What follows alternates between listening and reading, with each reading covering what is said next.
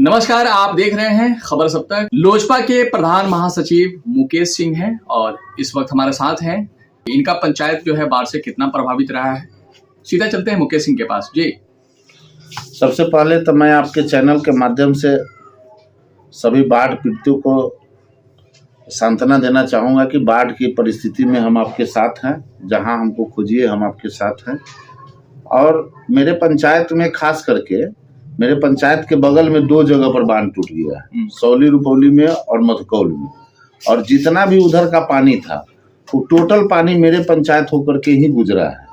तो मेरा पंचायत बुरी तरह से प्रभावित है।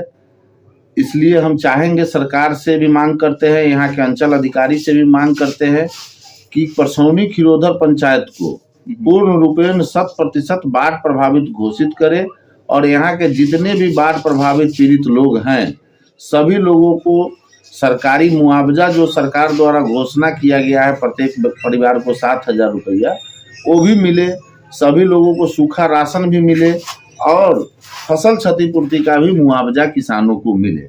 ये मैं जिला प्रशासन से मांग करता हूं और अनुरोध भी करता हूं। तो आप कहीं ना कहीं जो है लोजपा रामविलास के नेता भी हैं जिला स्तर से। हम थोड़ा सा बात कर लेंगे जो है बेलसन में अंचलाधिकारी के साथ और जदयू नेता राणा रणधीर सिंह चौहान के साथ। राणा रणधीर सिंह चौहान और अंचलाधिकारी बेलसन के साथ जो मामलात है, उस मामलात पे क्या कुछ करना चाहेंगे? देखिए, उस चीज को हमने देखा है, आपके चैनल के माध्यम से भी देखा, अखबारों के माध्यम से भी हमने देखा है। उसमें हंसी भी आती है कि वो लिखते हैं कि एक तो पूरा अनुमंडल क्षेत्र बाढ़ प्रभावित है। राणा जी द्वारा भी कहा गया कि जे अनुमंडल क्षेत्र के 9 पंचायत और नगर पंचायत, लेकिन मैं उसका भी खंडन करता हूं।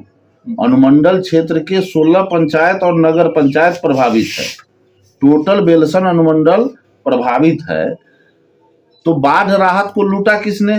जो प्रभावित होगा, जो पीड़ित होगा। पीड़ितों में वितरण के लिए आया तो उसको ससमय उसको बांटना चाहिए।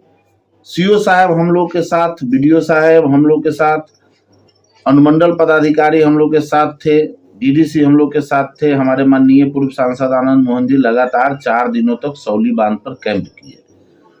प्रशासन के द्वारा कुछ लापरवाही शुरुआती दौर में हुआ, चाहे उसका कारण जो भी रहा हो, लेकिन कई लोगों द्वारा कहा गया कि प्रशासन अभी तक इस बांध पर नहीं पहुंचे हैं। हम लोग लगातार सौली रुपौली, शिवहर में तरियानी, छपरा, उसके बाद आपको वोलीपुर, मधकौल, जाफरपुर, बसौल, पंडहिया, कंसार, सब जगह का हमने भ्रमण किया है अपने माननीय सांसद जी के साथ।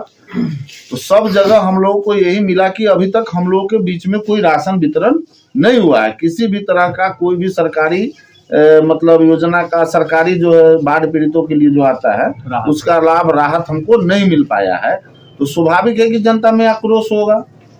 तो जनता में अगर आक्रोश होगा तो लास्ट दिन हम लोग जब जा करके, माननीय सांसद जी भी गई थी, पूर्व सांसद भी गए थे और विधायक जी, माननीय शिवहर के जो विधायक है चेतन आनंद जी, वो भी हम लोग के साथ गए थे एसडीएम कार्यालय में। और तब जा करके कल होकर के सारे पदाधिकारी लोग आए और हम लोग के साथ मोटरसाइकिल पर घूमे हैं। उसमें सीओ भी थे, बेलसन सीओ भी थे, परसौनी सीओ भी थे। सब लोग सौली, रुपौली, वोलीपुर, जाफरपुर, बसौल तक हमारे साथ थे, हम लोग के साथ थे। उसके बाद वहां गए, नगर पंचायत के लोगों ने उनसे बाढ़ राहत का मांग किया होगा, वो तुरंत वहां से गए थे। देखिए, किसी भी चीज को बनावटी बना देना ये कोई बड़ी बात नहीं है, और बाढ़ राहत में राजनीति हो ये भी अच्छी चीज नहीं है। लोगों के बीच राहत कैसे पहुंचे, इस पर काम सभी नेता को मिलकर के करना चाहिए। अंचल अधिकारी यहाँ से गए, हो सकता है वो अपना कपड़ा उपड़ा बदलते रहे हो, सोए हो, उसी बीच में बाढ़ पीड़ित लोग पहुंच गए होंगे। लेकिन उन्होंने जो आरोप लगाया कि बाढ़ पीड़ितों द्वारा लूट लिया गया, असामाजिक तत्वों द्वारा लूट लिया गया। असामाजिक तत्व कहाँ के थे? जब पूरा क्षेत्र बाढ़ प्रभावित है, पीड़ित है, तो असामाजिक तत्व कैसे लूट लिए? इसलिए यह जो हमको संज्ञान में आया कि केस मुकदमा की बात हो रही है, नहीं, प्राथमिकी हो चुकी है, प्राथमिकी जो दर्ज हुआ है, तो यह लोकतंत्र का हत्या है। लोकतंत्र में आवाज उठाने वालों का हत्या है।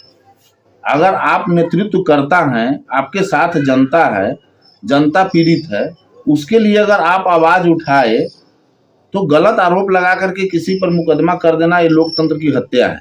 इस पर प्रशासन को संज्ञान लेना चाहिए। अगर नहीं लेंगे तो हो सकता है कि बड़े आंदोलन का यह रूप ले लेगा। इसलिए मैं इस चीज को खंडन करता हूं और मैं वैसे लोगों के भी बर्ताव को खंडन करता हूं जो लोग इस तरह का कुकृत्य कराते हैं। उनको प्रशासन से मिल करके राशन बंटवाने का, राहत बंटवाने का कार्य करना चाहिए, न कि किसी को उकसा करके किसी नेता को, किसी पदाधिकारी को अगर कोई लोग उग्र आंदोलन करा करके बेइज्जत कराने का काम करते हैं, वो भी सराहनीय कार्य नहीं है। प्रशासन से मिल करके सारे लोगों तक, बाढ़ पीड़ितों तक राहत कैसे जाए, इस पर सर्वप्रथम काम होना चाहिए। सब लोगों के खाते तक पैसा कैसे जाए, इस पर काम होना चाहिए। इसमें बाढ़ पीड़ितों के साथ न कोई दुश्मनी है और न कोई इसमें भेदभाव, न कोई राजनीति, न कोई दलीय आधार पर राजनीति होनी चाहिए। रालोजत के नेता जो है ठाकुर धर्मेंद्र सिंह, किसान प्रकोष्ठ के जो है नेता है रालोजत के, वो अलग जो है मामला लिए हुए हैं कि यहाँ जो है बाढ़ राहत लूट लिया गया है, जिन लोगों ने भी लूटा है उन पे जो है 24 घंटे में उनकी गिरफ्तारी हो, तो उस पर क्या कहेंगे? वो अलग जो है अपना राग, उनका जो बयान है ना हास्यास्पद। हम तो उनके बयान को आपके चैनल के माध्यम से हमने पढ़ा है, लेकिन हमको लगता है कि उनका बयान हास्यास्पद है। बाढ़ पीड़ित था कि असामाजिक तत्व था?